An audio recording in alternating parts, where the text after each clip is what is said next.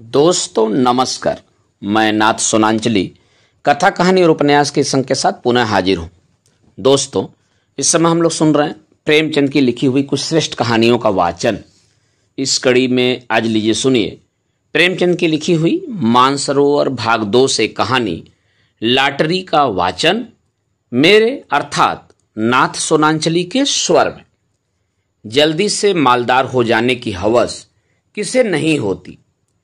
उन दिनों जब लॉटरी के टिकट आए तो मेरे दोस्त विक्रम के पिता, चचा, अम्मा और भाई सभी ने एक एक टिकट खरीद लिया। कौन जाने किसकी तकदीर जोर करे।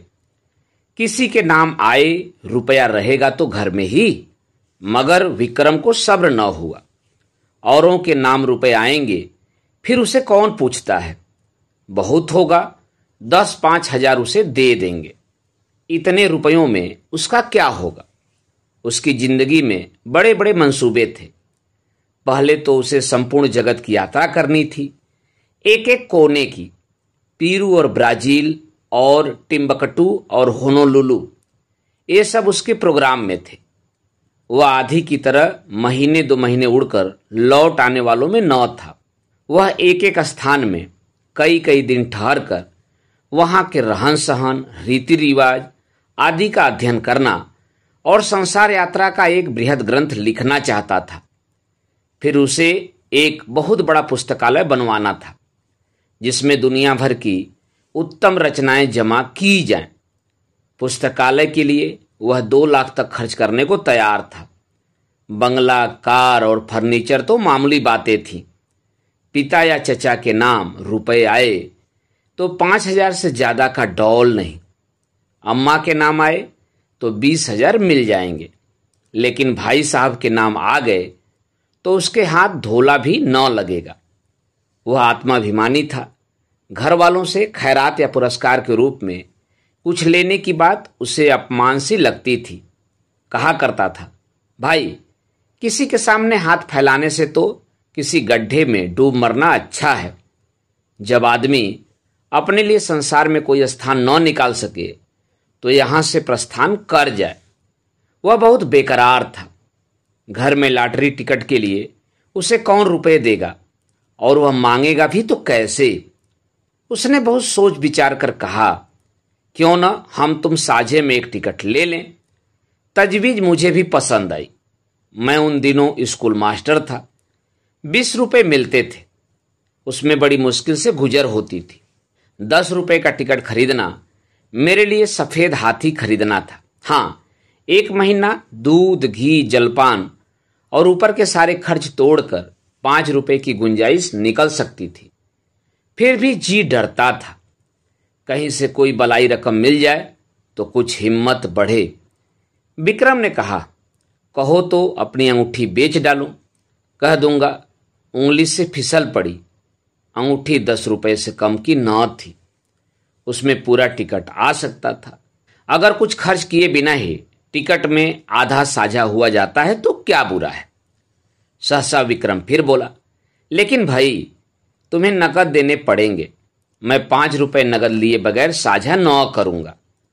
और मुझे औचित्य का ध्यान आ गया। बोला, नहीं दोस्त, यह बुरी बात है।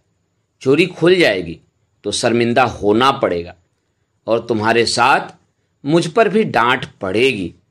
आखिर यह तय हुआ कि पुरानी किताबें किसी सेकेंड हैंड किताबों की दुकान पर बेच डाली जाएं और उस रुपए से टिकट लिया जाए। किताबों से ज्यादा बेजरूरत हमारे पास और कोई चीज न थी। हम दोनों साथ ही मैट्रिक पास हुए थे और यह देखकर कि जिन्होंने डिग्रियां लीं अपनी आंखें फोड़ी और घर के रुपए बर्बाद किए, वह भी जूतियां चटका रहे थे। हमने वहीं हाल्ट कर दिया। मैं स्कूल मास्टर हो गया और विक्रम मटर गश्ती करने लगा। हमारी पुरानी पुस्तकें अब दीमकों के सिवाय हमारे किसी काम की न थी। हमसे जितना चाटते बना चाटा, उनका सत निकाल लिया। अब चूहे चाटे या दीमक, हमें परवाह न थी। आज हम दोनों ने उन्हें कूड़े खाने से निकाला और झाड़ पोंछ कर एक बड़ा सा गट्ठर बांधा। मास्टर था, किसी बुक सेलर की दुकान पर किताब बेचते हुए झेपता था। मुझे सभी पहचानते थे, इसलिए यह खिदमत विक्रम के सुपुर्द हुई और वह आधे घंटे में 10 रुपए का एक नोट लिए उछलता कूदता आ पहुंचा। मैंने उसे इतना प्रसन्न कभी न देखा था। किताबें 40 रुपए की कम की न थी, पर यह 10 रुपए उस वक्त हमें जैसे पड़े हुए मिले। अब टिकट में आधा साझा होगा, 10 लाख की रकम मिलेगी, 5 लाख मेरे हिस्से में आएंगे, 5 विक्रम के। हम अपने इसी में मगन थे। मैंने संतोष का भाव दिखाकर कहा, 5 लाख भी कुछ कम नहीं होते जी। विक्रम इतना संतोषी न था, बोला, 5 लाख क्या, हमारे लिए तो इस वक्त 500 भी बहुत हैं भाई। मगर जिंदगी का प्रोग्राम तो बदलना पड़ गया। मेरी यात्रा वाली स्कीम तो टल नहीं सकती। हाँ, पुस्तकालय गायब हो गया। मैंने आपत्ति की, आखिर यात्रा में तुम 2 लाख से ज्यादा तो खर्च न करोगे? जी नहीं, उसका बजट है 3.5 लाख का, 7 वर्ष का प्रोग्राम है, 50,000 रुपए साल ही तो हुए, 4,000 महीना कहो। मैं समझता हूं 2,000 में तुम बड़े आराम से रह सकते हो। विक्रम ने गर्म होकर कहा, मैं शान से रहना चाहता हूं, भिखारियों की तरह नहीं। 2,000 में भी तुम शान से रह सकते हो, जब तक आप अपने हिस्से में से 2 लाख मुझे न दे देंगे, पुस्तकालय न बन सकेगा। कोई जरूरी नहीं है कि तुम्हारा पुस्तकालय शहर में बेजोड़ हो। मैं तो बेजोड़ ही बनवाऊंगा, इसका तुम्हें अख्तियार है, लेकिन मेरे रुपए में से तुम्हें कुछ न मिल सकेगा। मेरी जरूरतें देखो, तुम्हारे घर में काफी जायदाद है, तुम्हारे सिर कोई बोझ नहीं, मेरे सिर तो सारी गृहस्थी का बोझ है। 2 बहनों का विवाह है, 2 भाइयों की शिक्षा है, नया मकान बनवाना है। मैंने तो निश्चय कर लिया है कि सब रुपए सीधे बैंक में जमा कर दूंगा, उनके सूद से काम चलाऊंगा। कुछ ऐसी शर्तें लगा दूंगा कि मेरे बाद भी कोई इस रकम में हाथ न लगा सके। विक्रम ने सहानुभूति के भाव से कहा, हाँ, ऐसी दशा में तुमसे कुछ मांगना अन्याय है। खैर, मैं ही तकलीफ उठा लूंगा, लेकिन बैंक के सूद की दर तो बहुत गिर गई है। हमने कई बैंकों में सूद की दर देखी, अस्थायी कोष भी, सेविंग बैंक भी। बेशक दर बहुत कम थी, 2-2.5 रुपए सैकड़े ब्याज पर जमा करना व्यर्थ है। क्यों न लेन देन का कारोबार शुरू किया जाए। विक्रम भी अभी यात्रा पर न जाएगा, दोनों के साझे में कोठी चलेगी। जब तक कुछ धन जमा न हो जाएगा, तब तक वो यात्रा करेगा। लेन देन में सूद भी अच्छा मिलेगा और अपना रोब दाब भी रहेगा। हाँ, जब तक अच्छी जमानत न हो, किसी को रुपया न देना चाहिए, चाहे असामी कितना ही मातबर क्यों न हो। और जमानत पर रुपए दे ही क्यों, जायदाद रेहन लिखाकर रुपए देंगे, फिर तो कोई खटका न रहेगा। यह मंजिल भी तय हुई। अब यह प्रश्न उठा कि टिकट पर किसका नाम रहे। विक्रम ने अपना नाम रखने के लिए बड़ा आग्रह किया। अगर उसका नाम न रहा तो वह टिकट ही न लेगा। मैंने कोई उपाय न देखकर मंजूर कर लिया और बिना किसी लिखा पढ़ी के, जिसके आगे चलकर मुझे बड़ी परेशानी हुई, एक एक करके इंतजार के दिन काटने लगे। भोर होते ही हमारी आंखें कैलेंडर पर जाती। मेरा मकान विक्रम के मकान से मिला हुआ था। स्कूल जाने के पहले और स्कूल से आने के बाद हम दोनों साथ बैठकर अपने मंसूबे बांधा करते और इस तरह साए साए कि कोई सुन न ले। हम अपने टिकट खरीदने का रहस्य छिपाए रखना चाहते थे। यह रहस्य जब सत्य का रूप धारण कर लेगा, उस वक्त लोगों को कितना विस्मय होगा। उस दृश्य का नाटकीय आनंद हम नहीं छोड़ना चाहते थे। एक दिन बातों बातों में विवाह का जिक्र आ गया। विक्रम ने दार्शनिक गंभीरता से कहा, भाई, शादी वादी का जंजाल तो मैं नहीं पालना चाहता। व्यर्थ की चिंता और हाय हाय, पत्नी की नाज बरदारी में ही बहुत से रुपए उड़ जाएंगे। मैंने इसका विरोध किया। हाँ, यह तो ठीक है, लेकिन जब तक जीवन के सुख दुख का कोई साथी न हो, जीवन का आनंद ही क्या है। मैं तो विवाहित जीवन से इतना विरक्त नहीं हूं। हाँ, साथी ऐसा चाहता हूं जो अंत तक साथ रहे, और ऐसा साथी पत्नी के सिवा दूसरा कोई नहीं हो सकता। विक्रम जरूरत से ज्यादा तुनुक मिजाजी से बोला। खैर, अपना अपना दृष्टिकोण है। आपको बीबी मुबारक और कुत्तों की तरह उसके पीछे पीछे चलना तथा बच्चों को संसार की सबसे बड़ी विभूति और ईश्वर की सबसे बड़ी दया समझना मुबारक। बंदा तो आजाद रहेगा, अपने मजे से चाहा और जब चाहा उड़ गए और जब चाहा घर आ गए। यह नहीं कि हर वक्त एक चौकीदार आपके सिर पर सवार हो। जरा सी देर हुई घर आने में और फौरन जवाब तलब हुआ, कहाँ थे अब तक? आप कहीं बाहर निकले और फौरन सवाल हुआ जाता है, कहाँ जाते हो? और जो कहीं दुर्भाग्य से पत्नी जी भी साथ हो गई, तब तो डूब मरने के सिवा आपके लिए कोई मार्ग ही नहीं रह जाता। ना भैया, मुझे आपसे जरा भी सहानुभूति नहीं। बच्चे को जरा सा जुकाम हुआ और आप बेतहासा दौड़े चले जा रहे हैं होम्योपैथिक डॉक्टर के पास। जरा उम्र खिसकी और लौंडे मनाने लगे कि आपका प्रस्थान करें और वह गुलछर्रे उड़ाएं। मौका मिला तो आपको जहर खिला दिया और मशहूर किया कि आपको कालरा हो गया था। मैं इस जंजाल में नहीं पड़ता।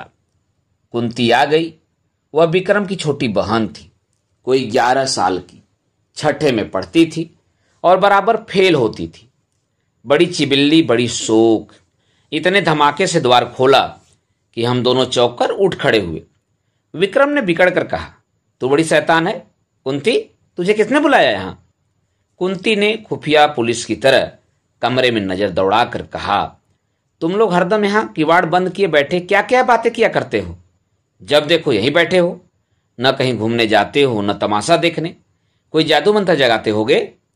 विक्रम ने उसकी गर्दन पकड़कर हिलाते हुए कहा, हाँ, एक मंत्र जगा रहे हैं जिसमें तुझे ऐसा दूल्हा मिले जो रोज गिनकर 5000 हंटर जमाए सड़ासड़ सड़ासड़। कुंती उसकी पीठ पर बैठकर बोली, मैं ऐसे दूल्हे से ब्याह करूंगी जो मेरे सामने खड़ा पूंछ हिलाता रहेगा। मैं मिठाई के दोने फेंक दूंगी और वह चाटेगा। जरा भी चीचापड़ करेगा तो कान गर्म कर दूंगी। अम्मा को लॉटरी के रुपए मिलेंगे तो 50,000 मुझे दे दें, बस चैन करूंगी। मैं दोनों वक्त ठाकुर जी से अम्मा के लिए प्रार्थना करती हूं। अम्मा कहती है, कुंवारी लड़कियों की दुआ कभी निष्फल नहीं होती। मेरा मन तो कहता है अम्मा को जरूर रुपए मिलेंगे। मुझे याद आया, एक बार मैं अपने ननिहाल देहात में गया था तो सूखा पड़ा हुआ था। भादों का महीना आ गया था, मगर पानी की बूंद नहीं। सब लोगों ने चंदा करके गांव की सब कुंवारी लड़कियों की दावत दी थी और उसके तीसरे ही दिन मूसलाधार वर्षा हुई थी। अवश्य ही कुंवारियों की दुआ में असर होता है। मैंने विक्रम को अर्थपूर्ण आंखों से देखा। विक्रम ने मुझे। आंखों में हमने सलाह कर ली और निश्चय भी कर लिया। विक्रम ने कुंती से कहा, अच्छा, तुझसे एक बात कहें? किसी से कहोगी तो नहीं? नहीं, तू तो बड़ी अच्छी लड़की है, किसी से ना कहेगी। मैं अब की तुझे खूब पढ़ाऊंगा और पास करा दूंगा। बात यह है कि हम दोनों ने भी लॉटरी का टिकट लिया है। हम लोगों के लिए भी ईश्वर से प्रार्थना किया कर। अगर हमें रुपए मिले तो तेरे लिए अच्छे अच्छे गहने बनवा देंगे, सच। कुंती को विश्वास न आया। हमने कस्में खाई, वह नखरे करने लगी। जब हमने उसे सिर से पांव तक सोने और हीरे से मढ़ देने की प्रतिज्ञा की, तब वह हमारे लिए दुआ करने पर राजी हुई। लेकिन उसके पेट में मनो मिठाई पच सकती थी। वह जरा सी बात न पची, सीधे अंदर भागी और एक क्षण में सारे घर में वह खबर फैल गई। अब जिसे देखिए विक्रम को डांट रहा है। अम्मा भी, चचा भी, पिता भी, केवल विक्रम की शुभकामना से या और किसी भाव से, कौन जाने बैठे बैठे तुम्हें हिमाकत ही सूझती है। रुपए लेकर पानी में फेंक दिए। घर में इतने आदमियों ने तो टिकट लिया ही था, तुम्हें लेने की क्या जरूरत थी? क्या तुम्हें उसमें से कुछ न मिलते? और तुम भी मास्टर साहब बिल्कुल घोंघा हो। लड़के को अच्छी बातें क्या सिखाओगे? उसे और चौपट किए डालते हो। विक्रम तो लाडला बेटा था, उसे और क्या कहते? कहीं रूठ कर 1-2 जून खाना न खाए तो आफत ही आ जाए। मुझ पर सारा गुस्सा उतारा। इसकी सोहबत में लड़का बिगड़ जाता है। पर उपदेश कुशल बहु तेरे वाली कहावत मेरे आंखों के सामने थी। मुझे अपने बचपन की एक घटना याद आई। होली का दिन था। शराब की एक बोतल मंगवाई गई थी। मेरे मामू साहब उन दिनों आए हुए थे। मैंने चुपके से कोठरी में जाकर गिलास में एक घूंट शराब डाली और पी गया। अभी गला जल ही रहा था और आंखें लाल ही थीं कि मामू साहब कोठरी में आ गए और मुझे मानो सेंधा में गिरफ्तार कर लिया। और इतना बिगड़े कि मेरा कलेजा सूख कर छुहारा हो गया। अम्मा ने भी डांटा, पिताजी ने भी डांटा। मुझे आंसुओं से उनकी क्रोधाग्नि शांत करनी पड़ी। और दोपहर ही को मामू साहब नशे में पागल होकर गाने लगे, फिर रोए, फिर अम्मा को गालियां दी। दादा के मना करने पर भी मारने दौड़े और आखिर में कह करके जमीन पर बेसुध पड़े नजर आए।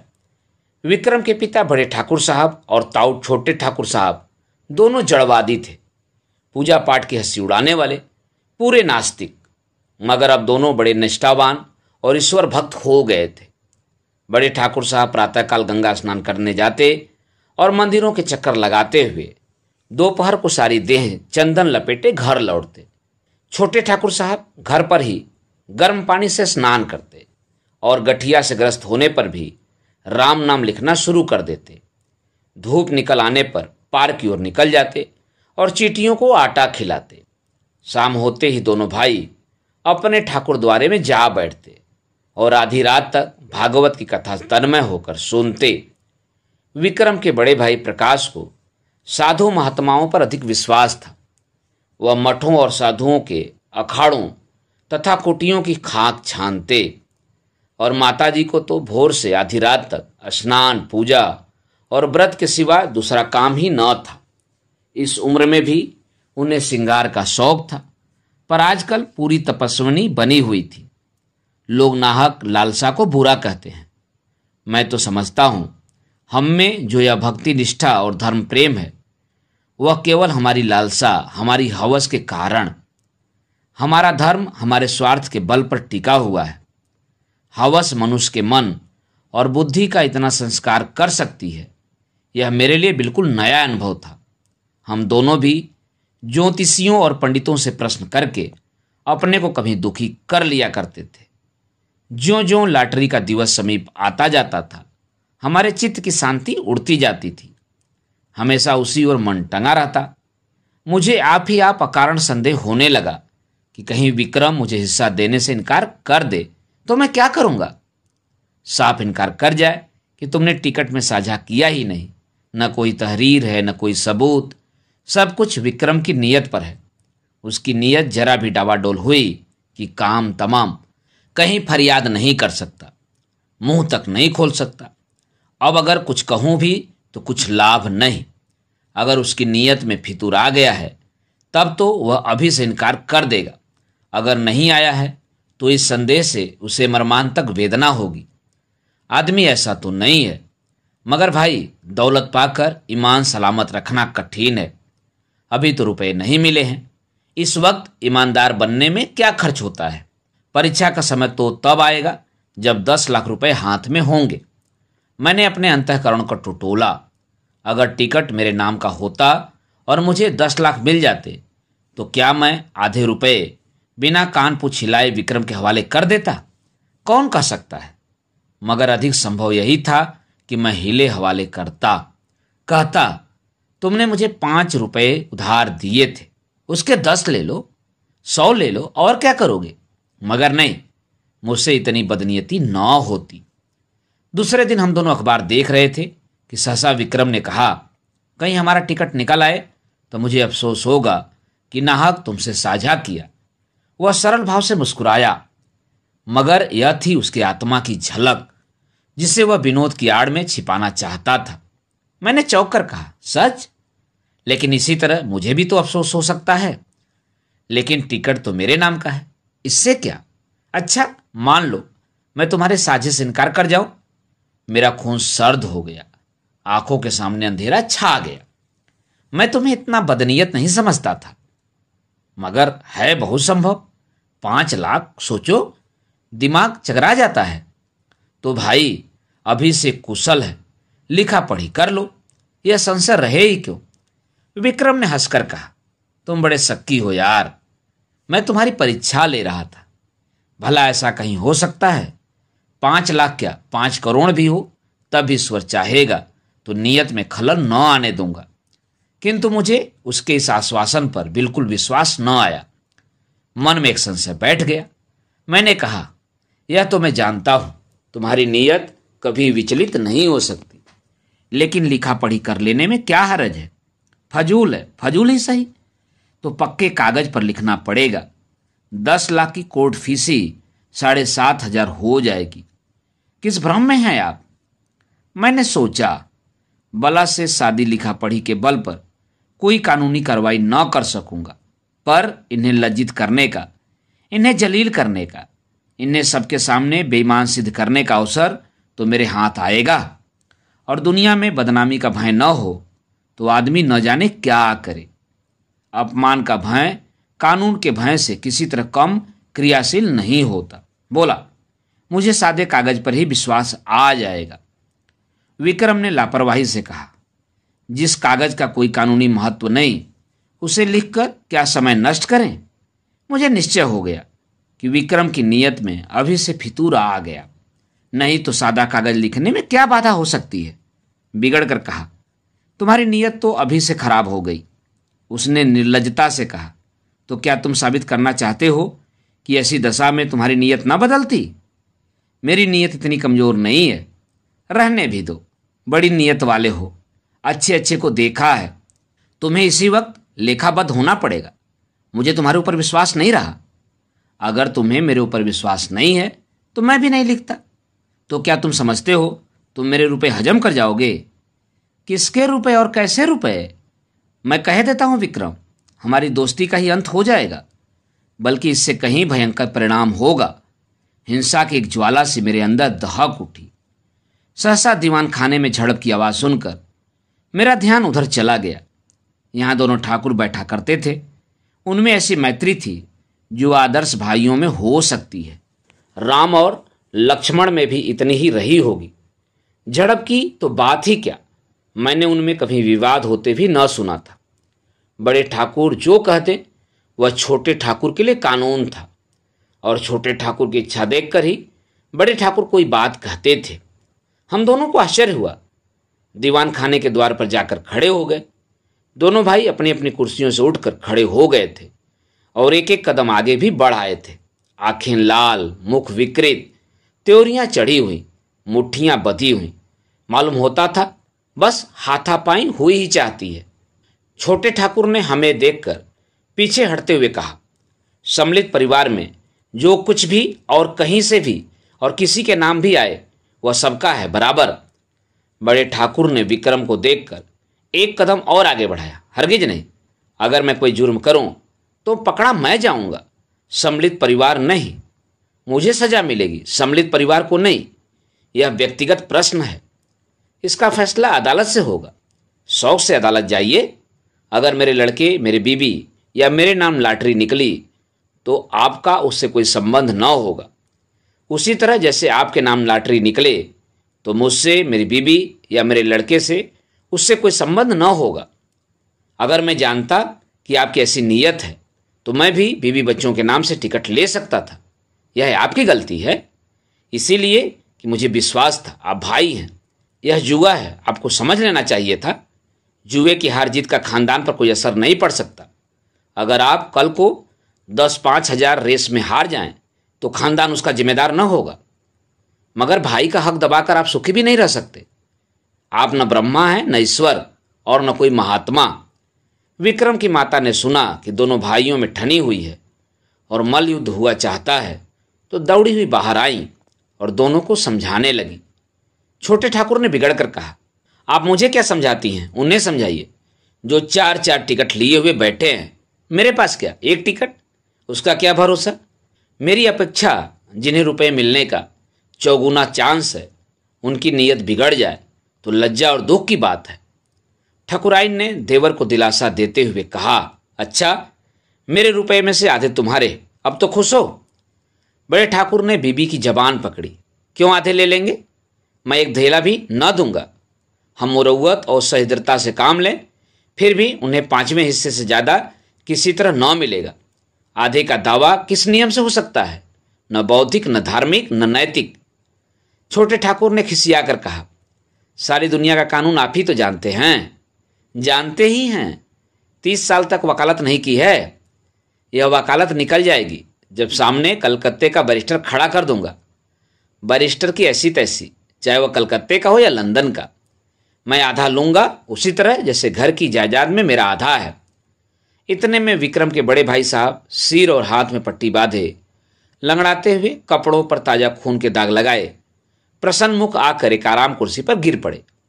बड़े ठाकुर ने घबराकर पूछा, यह तुम्हारी क्या हालत है जी? हैं? यह चोट कैसे लगी? किसी से मारपीट तो नहीं हो गई? प्रकाश ने कुर्सी पर लेटकर एक बार कराहा, फिर मुस्कुराकर बोले, जी कोई बात नहीं, ऐसी कुछ बहुत चोट नहीं लगी। कैसे कहते हो कि चोट नहीं लगी? सारा हाथ और सिर सूज गया है, कपड़े खून से तर। यह मामला क्या है? कोई मोटर दुर्घटना तो नहीं हो गई है? बहुत मामूली चोट है साहब, 2-4 दिन में अच्छी हो जाएगी, घबराने की कोई बात नहीं। प्रकाश के मुख पर आशापूर्ण शांत मुस्कान थी। क्रोध, लज्जा या प्रतिशोध की भावना का नाम भी न था। बड़े ठाकुर ने और व्यग्र होकर पूछा, लेकिन हुआ क्या, यह क्यों नहीं बतलाते? किसी से मारपीट हुई हो तो थाने में रपट करवा दूं। प्रकाश ने हल्के मन से कहा, मारपीट किसी से नहीं हुई है साहब। बात यह है कि मैं जरा झक्कड़ बाबा के पास चला गया था। आप तो जानते हैं, वह आदमियों की सूरत से भागते हैं और पत्थर लेकर मारने दौड़ते हैं। जो डरकर भागा वह गया, जो पत्थर की चोटें खाकर भी उनके पीछे लगा रहा वह पारस हो गया। वह यहीं परीक्षा लेते हैं। आज मैं वहां पहुंचा तो कोई 50 आदमी जमा थे। कोई मिठाई लिए, कोई बहुमूल्य भेंट लिए, कोई कपड़ों के थान लिए। झक्कड़ बाबा ध्यानावस्था में बैठे हुए थे। एकाएक उन्होंने आंखें खोली और यह जनसमूह देखा तो कई पत्थर चुनकर उनके पीछे दौड़े। फिर क्या था, भगदड़ मच गई। लोग गिरते पड़ते भागे, हुर्र हो गए। एक भी न टिका। अकेला मैं घंटे घर की तरह वहीं डटा रहा। बस उन्होंने पत्थर चला ही तो दिया। पहला निशाना सिर में लगा। उनका निशाना अचूक पड़ता है। खोपड़ी भन्ना आ गई, खून की धारा बह चली, लेकिन मैं हिला नहीं। फिर बाबा जी ने दूसरा पत्थर फेंका, वह हाथ में लगा। मैं गिर पड़ा और बेहोश हो गया। जब होश आया तो वहां सन्नाटा था। बाबा जी भी गायब हो गए थे। अंतर्धान हो जाया करते हैं। किसे पुकारूं, किससे सवारी लाने को कहूं? मारे दर्द के हाथ फटा पड़ता था और सिर से अभी तक खून जारी था। किसी तरह उठा और सीधा डॉक्टर के पास गया। उन्होंने देखकर कहा, हड्डी टूट गई है और पट्टी बांध दी। गर्म पानी से सेकने को कहा है। शाम को फिर आएंगे। मगर चोट लगी तो लगी, अब लॉटरी मेरे नाम आई धरी है, यह निश्चय है। ऐसा कभी हुआ ही नहीं कि झक्कड़ बाबा की मार खाकर कोई नामुराद रह गया हो। मैं तो सबसे पहले बाबा की कुटी बनवा दूंगा। बड़े ठाकुर साहब के मुख पर संतोष की झलक दिखाई दी। फौरन पलंग बिछ गया। प्रकाश उस पर लेटे। ठकुराइन पंखा झलने लगी। उनका भी मुख प्रसन्न था। इतनी चोट खाकर 10 लाख पा जाना कोई बुरा सौदा न था। छोटे ठाकुर साहब के पेट में चूहे दौड़ रहे थे। जो ही बड़े ठाकुर भोजन करने गए और ठकुराइन भी प्रकाश के लिए भोजन का प्रबंध करने गई, त्यों ही छोटे ठाकुर ने प्रकाश से पूछा, क्या आप बहुत जोर से पत्थर मारते हैं? प्रकाश ने उसका आशय समझकर कहा, अरे साहब, पत्थर नहीं मारते, बम गोले मारते हैं। देवसा तो डिलडौल है और बलवान इतने हैं कि एक घुस्से में शेरों का काम तमाम कर देते हैं। कोई ऐसा वैसा आदमी हो तो एक ही पत्थर में टें हो जाए। कितने ही तो मर गए, मगर आज तक झक्कड़ बाबा पर मुकदमा नहीं चला। और 2-4 पत्थर मारकर ही नहीं रह जाते। जब तक आप गिर न पड़ें और बेहोश न हो जाएं, वह मारते ही जाएंगे। मगर रहस्य यही है कि आप जितनी ज़्यादा चोट खाएंगे उतने ही अपने उद्देश्य के निकट पहुंचेंगे। प्रकाश ने ऐसा रोए खड़े कर देने वाला चित्र खींचा कि छोटे ठाकुर साहब थर्रा उठे। पत्थर खाने की हिम्मत न पड़ी। आखिर भाग्य के निपटारे का दिन आया। जुलाई की 20वीं तारीख, कत्ल की रात। हम प्रातःकाल उठे तो जैसे एक नशा चढ़ा हुआ था, आशा और भय के द्वंद्व का। दोनों ठाकुरों ने घड़ी रात रहे गंगा स्नान किया और मंदिर में बैठे पूजन कर रहे थे। आज मेरे मन में श्रद्धा जागी। मंदिर में जाकर मन ही मन ठाकुर जी की स्तुति करने लगा। अनाथों के नाथ, तुम्हारी कृपा दृष्टि क्या हमारे ऊपर न होगी? तुम्हें क्या मालूम नहीं, हमसे ज़्यादा तुम्हारी दया कौन डिजर्व करता है। विक्रम सूट बूट पहने मंदिर के द्वार पर आया। मुझे इशारे से बुलाकर इतना कहा, मैं डाक खाने जाता हूं, और हवा हो गया। जरा देर में प्रकाश मिठाई के थाल लिए हुए घर में से निकले और मंदिर के द्वार पर खड़े होकर कंगालों को बांटने लगे, जिनकी एक भीड़ जमा हो गई थी। और दोनों ठाकुर भगवान के चरणों में लौ लगाए हुए थे, सिर झुकाए, आंखें बंद किए हुए, अनुराग में डूबे हुए। बड़े ठाकुर ने सिर उठाकर पुजारी की ओर देखा और बोले, भगवान तो बड़े भक्त वत्सल हैं, क्यों पुजारी जी? पुजारी जी ने समर्थन किया, हाँ सरकार, भक्तों की रक्षा के लिए तो भगवान क्षीर सागर से दौड़े और गज को ग्राह के मुंह से बचाया। एक क्षण के बाद छोटे ठाकुर साहब ने सिर उठाया और पुजारी जी से बोले, क्यों पुजारी जी? भगवान तो सर्वशक्तिमान है, अंतर्यामी, सबके दिल का हाल जानते हैं। पुजारी ने समर्थन किया, हाँ सरकार, अंतर्यामी न होते तो सबके मन की बात कैसे जान जाते। सबरी का प्रेम देखकर स्वयं उसकी मनोकामना पूरी की। पूजन समाप्त हुआ, आरती हुई। दोनों भाइयों ने आज ऊंचे स्वर से आरती गाई और बड़े ठाकुर ने 2 रुपये थाल में डाले, छोटे ठाकुर ने 4 रुपये डाले। बड़े ठाकुर ने एक बार कोप दृष्टि से देखा और मुंह फेर लिया। सहसा बड़े ठाकुर ने पुजारी से पूछा, तुम्हारा मन क्या कहता है पुजारी जी? पुजारी बोला, सरकार की फतेह है। छोटे ठाकुर ने पूछा, और मेरी? पुजारी ने उसी मुस्तैदी से कहा, आपकी भी फतेह है। बड़े ठाकुर श्रद्धा में डूबे भजन गाते हुए मंदिर से निकले। प्रभु जी, मैं तो आयो शरण तिहारे, हाँ प्रभु जी। 1 मिनट में छोटे ठाकुर साहब भी मंदिर से गाते हुए निकले, अब पत राखो मोरे दया निधन, तोरी गति लखी ना परे। मैं भी पीछे निकला और जाकर मिठाई बांटने में प्रकाश बाबू की मदद करना चाहा।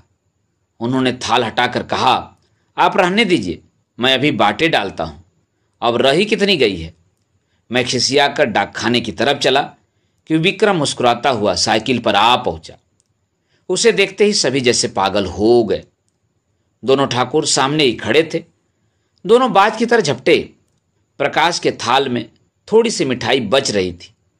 उसने थाल जमीन पर पटका और दौड़ा, और मैंने तो उस उन्माद में विक्रम को गोद में उठा लिया, मगर कोई उससे कुछ पूछता नहीं। सभी जय जयकार की हाँक लगा रहे थे। बड़े ठाकुर ने आकाश की ओर देखा, बोलो राजा रामचंद्र की जय। छोटे ठाकुर ने छलांग मारी, बोलो हनुमान जी की जय। प्रकाश तालियां बजाता हुआ चीखा, दुहाई झक्कड़ बाबा की। विक्रम ने और जोर से कहा मारा और फिर अलग खड़ा होकर बोला, जिसका नाम आया है उससे 1 लाख लूंगा, बोलो है मंजूर। बड़े ठाकुर ने उसका हाथ पकड़ा, पहले बता तो। ना, यूं नहीं बताता। छोटे ठाकुर बिगड़े, महज बताने के लिए 1 लाख, शाबाश। प्रकाश ने भी त्योरी चढ़ाई, क्या डाकखाना हमने नहीं देखा है? अच्छा, तो अपना अपना नाम सुनने के लिए तैयार हो जाओ। सभी लोग फौजी अटेंशन की दशा में निश्चल खड़े हो गए। होश आवाज ठीक रखना। सभी पूर्ण सचेत हो गए। अच्छा, तो सुनिए कान खोल कर, इस शहर का सफाया है। इस शहर का ही नहीं, संपूर्ण भारत का सफाया है। अमेरिका के एक हफ्सी का नाम आ गया। बड़े ठाकुर झल्लाए, झूठ झूठ, बिल्कुल झूठ। छोटे ठाकुर ने पैतरा बदला, कभी नहीं। 3 महीने की तपस्या यूं ही रही, वाह।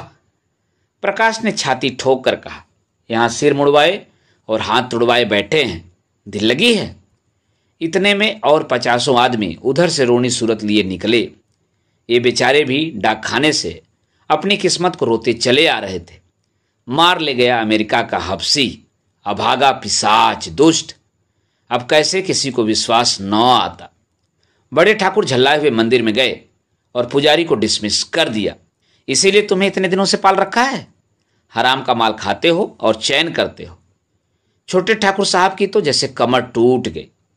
2-3 बार सिर पीटा और वहीं बैठ गए। मगर प्रकाश के क्रोध का पारावार न था। उसने अपना मोटा सोटा लिया और झक्कड़ बाबा की मरम्मत करने चला। माताजी ने केवल इतना कहा, सभी ने बेईमानी की है, मैं कभी मानने की नहीं। हमारे देवता क्या करें, किसी के हाथ से थोड़े ही छीन लाएंगे। रात को किसी ने खाना नहीं खाया। मैं भी उदास बैठा हुआ था, कि विक्रम आकर बोला, चलो होटल से कुछ खा आए, घर में तो चूल्हा नहीं जला। मैंने पूछा, तुम डाकखाने से आए तो बहुत प्रसन्न क्यों थे? उसने कहा, जब मैंने डाकखाने के सामने हजारों की भीड़ देखी तो मुझे अपने लोगों के गधेपन पर हंसी आई। एक शहर में जब इतने आदमी हैं तो सारे हिंदुस्तान में इसके 1000 गुने से कम ना होंगे और दुनिया में तो लाख गुने से भी ज़्यादा हो जाएंगे। मैंने आशा का जो एक पर्वत सा खड़ा कर रखा था वह जैसे एक बारगी इतना छोटा हुआ कि राई बन गया और मुझे हंसी आई।